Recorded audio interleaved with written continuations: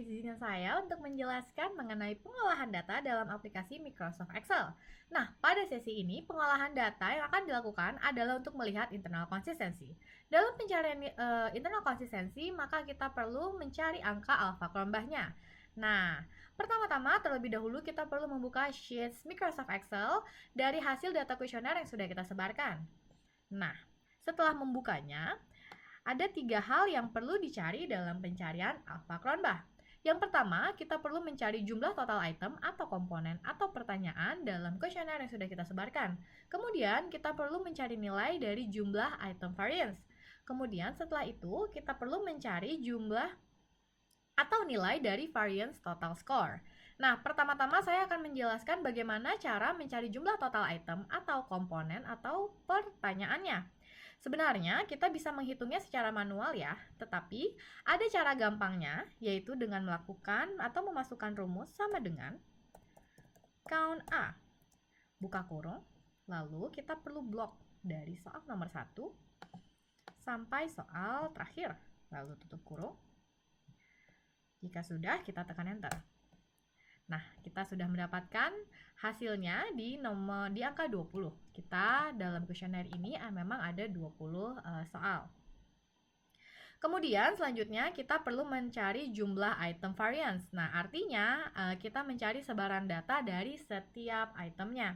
Nah, maka dari itu kita perlu untuk menuliskan variance di bawah sini agar kita tahu bahwa yang kita cari adalah variance dari setiap itemnya. Nah, pertama-tama kita perlu mencari variance dari item nomor 1 dengan memasukkan rumus var titik P buka kurung.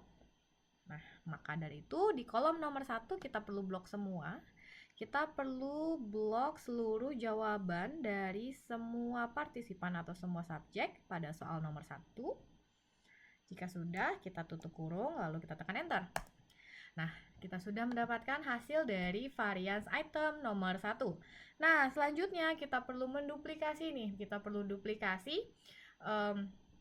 rumus yang sama sampai ke item nomor 20. Caranya adalah di bagian kanan kotak sini sampai di kanan bawah sini. Sampai ketemu tanda plus, lalu kita drag ke samping sampai ujung di soal nomor terakhir. Dan oke, kita sudah mendapatkan seluruh hasil variance setiap itemnya dari item nomor 1 sampai item nomor 20. Nilai variance sudah didapatkan, kemudian kita bisa menjumlahkan nih jumlah seluruh total variance setiap itemnya. Nah, caranya adalah dengan sama dengan melakukan masukkan sum, rumus sum, kemudian buka kurung.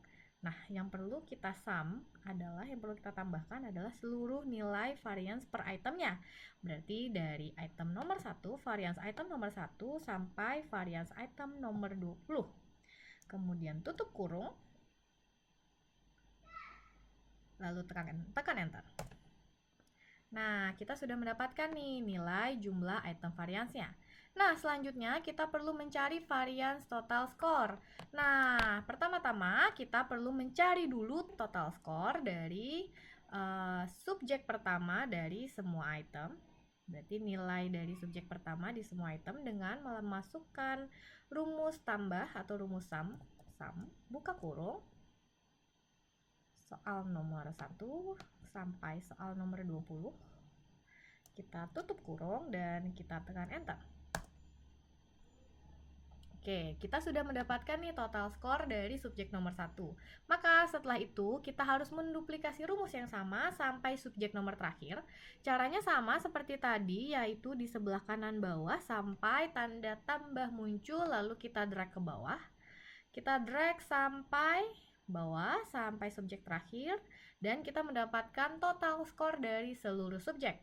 Nah, di sini kita perlu mencari variance dari total skornya.